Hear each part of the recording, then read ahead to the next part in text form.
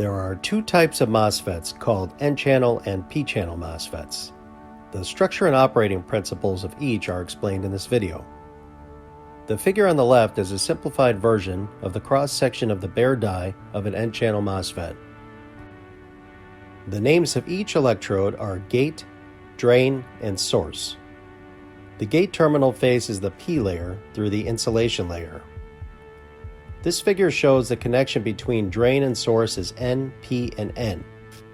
If voltage is applied between D and S, no current can flow because the N and P junctions are reversed. To explain further, the current can flow in the direction of P to N. Diodes take advantage of this phenomenon. For a diode called the body diode, there is current flowing from the source in the direction of the drain. Regardless of the voltage between gate and source, the current can flow at any time with or without an applied voltage between gate and source. This body diode is sometimes intentionally used in circuits such as inverters. Figure 6.1 is showing an extraction of only part of the P layer. In this P layer, positive charges called holes are distributed. If a voltage is not applied between the gate and source, the current cannot flow because there's an insulating layer. But by applying a voltage, the generated electric field pushes the holes away from the gate. Electrons are attracted near the gate. The area close to the gate has the characteristics of an N-type semiconductor. This part is called a channel, and since the channel is N-type, it is called an N-channel MOSFET. When the P layer immediately below the gate is inverted to an N-type junction, the junction between the drain and the source, which was originally an NPN junction, changes to an NN junction. The junction in the opposite direction disappears, allowing current to flow.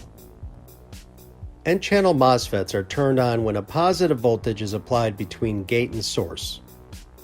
The resistance component of the channel portion is called channel resistance. The gate-to-source voltage at which the drain current begins to flow is called the threshold voltage. In the rating table, the value is defined as VTH. For example, in a MOSFET with a threshold voltage of 2 volts, when a voltage of 1 volt is applied between the gate and source, the channel is still a P-type MOSFET with only a slight decrease in the holes in the channel. When 2 volts is applied, an N-type part finally appears in the channel and the current can pass through it. However, in this state, the on resistance is not yet sufficiently lowered to allow a large current to flow. If a higher voltage, for example 4.5 volts, is applied between the gate and source, the N layer of the channel will be sufficiently expanded and the on resistance will be catalog value. This is necessary for MOSFETs to perform at their full potential. A sufficiently high gate-to-source threshold voltage is required. In general, about twice the threshold voltage is enough. The on resistance will not decrease much even if the voltage is raised beyond that point.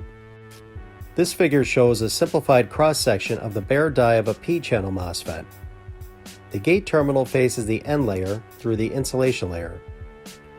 Contrary to the N-channel MOSFET, the P-channel MOSFET structure has a PNP junction between the drain and source, but because of the NP junction, the current cannot flow. The figure on the right is shown by extracting only part of the N layer. In this N layer, negative charges called free electrons are distributed. To turn on a P-channel MOSFET, a negative voltage is applied between the gate and source as shown in the figure. When a negative voltage is applied, holes are attracted to the gate and the N-type channel is reversed to the P-type. This allows the opposite direction of the junction to dissipate and allow the current to flow. Note that the direction of the current in this case is source to drain. As a general property of semiconductors, N-type semiconductors are more likely to carry current than P-type semiconductors. Therefore, if the size of the bare die is the same, the on resistance of an N-channel MOSFET can be smaller than that of a P-channel MOSFET. The differences between P-channel MOSFETs and N-channel MOSFETs can be summarized as follows. First, to turn it on, apply a negative voltage between the gate and source. Second, the P-channel type has high RDS on compared to the N-channel type. And third, the body diode is in the drain source direction. Due to these characteristics and ease of use, most of the MOSFETs used in the market are N-channel MOSFETs, and semiconductor manufacturers have an overwhelming number of N-channel MOSFETs in their product lineups. Since P-channel MOSFETs must apply a negative voltage to the gate with respect to the source, that usage would be limited in a circuit. Here are some examples of P-channel MOSFET applications. The top diagram illustrates the high side switch of a DC-DC converter. When using it as a switch element, the current flows in the source to drain direction. The bottom diagram illustrates a circuit to protect against a reverse battery connection. The use of MOSFETs instead of diodes helps to reduce loss. The circuit also uses a body diode, so the current flows in the drain to source direction. P-channel MOSFETs are used in high voltage circuits where a negative voltage can be easily applied between the gate and source. Thanks for watching.